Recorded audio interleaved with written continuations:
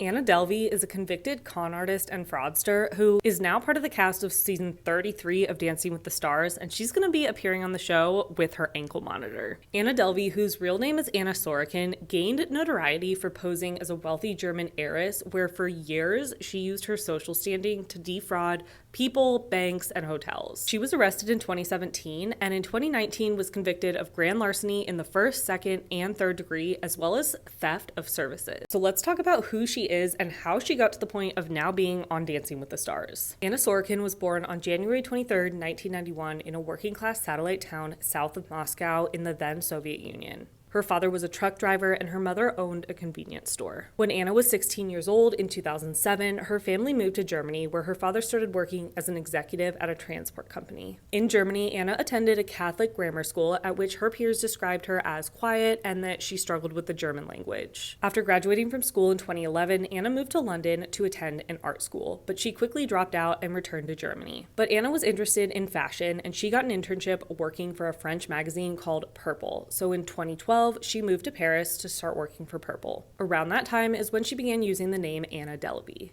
She claimed at first that this was based on her mother's maiden name, but her parents said they did not recognize the surname, and she later admitted that she just came up with it. In mid-2013, Anna moved to New York City after attending New York Fashion Week and loving it.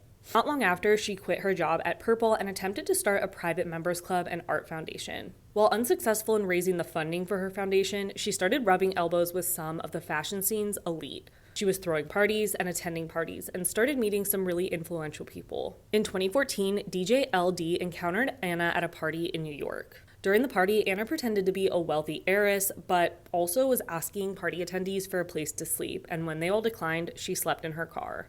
Dee also said that Delvey relied on her and other acquaintances to pay her expenses, claiming that she had forgotten her wallet or that it was an emergency and her credit card didn't work. Dee said, quote, she would shed crocodile tears that dried up quickly when she realized the scheme would not work. But by this point, Anna Delvey was deep into her fantasy that she was a German heiress, and she began to utilize tools to help further her cons. She started creating fake bank statements and financial documents, claiming that she had 60 million euro in Swiss bank accounts. But she claimed she didn't currently have access to that inheritance because it was in a trust and she was in the US. One of her acquaintances actually put her in touch with a lawyer who then put her in touch with several large financial institutions. In November 2016, Anna Delvey submitted false documents as part of a loan application for $22 million to City National Bank. City National refused to extend credit when Delvey failed to provide the source of the Swiss assets, and she then applied for a loan at Fortress. Fortress agreed to consider the application if Delvey paid $100,000 to cover legal expenses relating to the application. Of course, she didn't have this $100,000, so in January 2017, she was able to convince City National to grant her a temporary overdraft facility for $100,000 on the promise that it would be repaid promptly.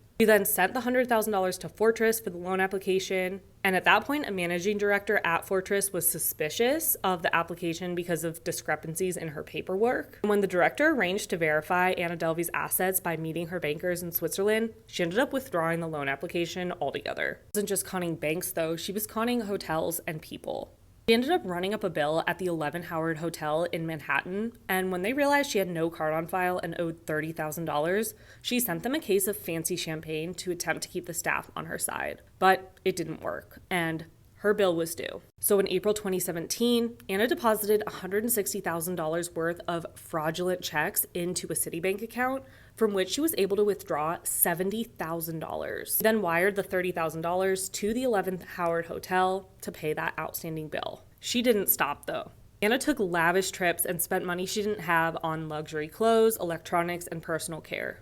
By staying in expensive hotels and presenting a jet-set life on Instagram, Anna Delvey managed to trick others into believing her fantasy and picking up her bills. But by July 2017, she had run out of money and friends to pay for her.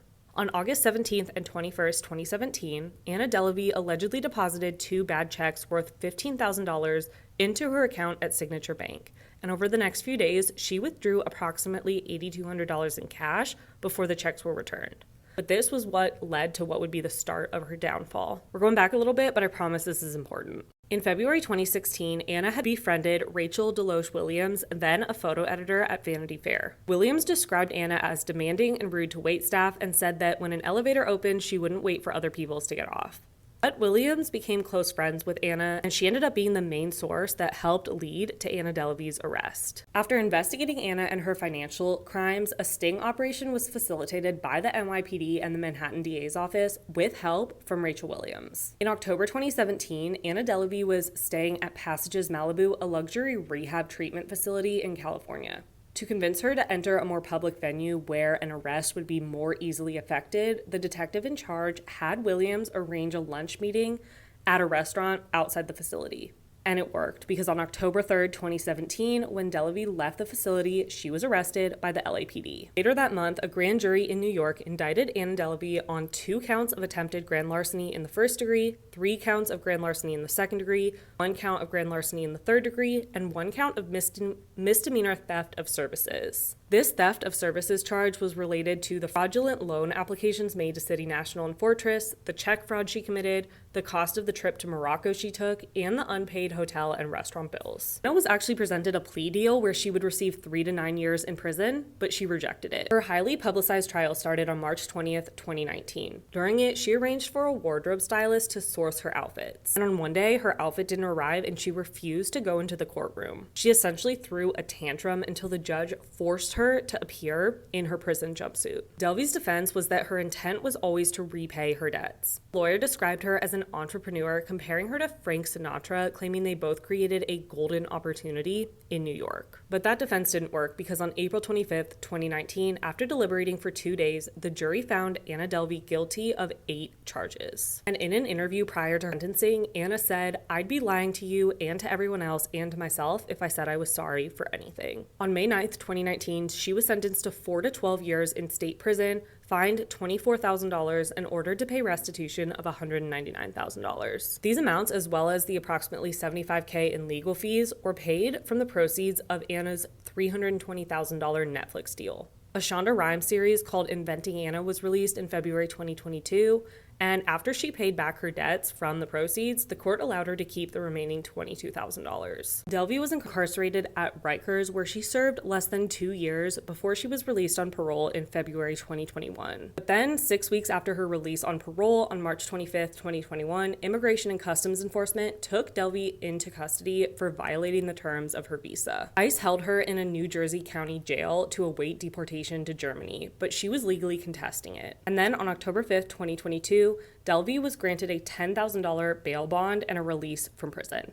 As part of her release, she remained under house arrest with an ankle monitor while continuing to fight her deportation case. And while on house arrest on September 13th, 2023, during New York Fashion Week, Anna Delvey hosted an event on the roof of her apartment where she worked with fashion publicist Kelly Catrone, who you might know if you know anything about the fashion world or if you ever watched America's Next Top Model. But she's still technically on house arrest while she's fighting her deportation. So how did she get to the point where she could be on Dancing with the Stars? We told people, well, Dancing with the Stars approached my team and I had to request ICE for permission to travel out of state because it's being filmed in Los Angeles and I'm based in New York. It took them about 10 days to get it through the system and to get everything approved.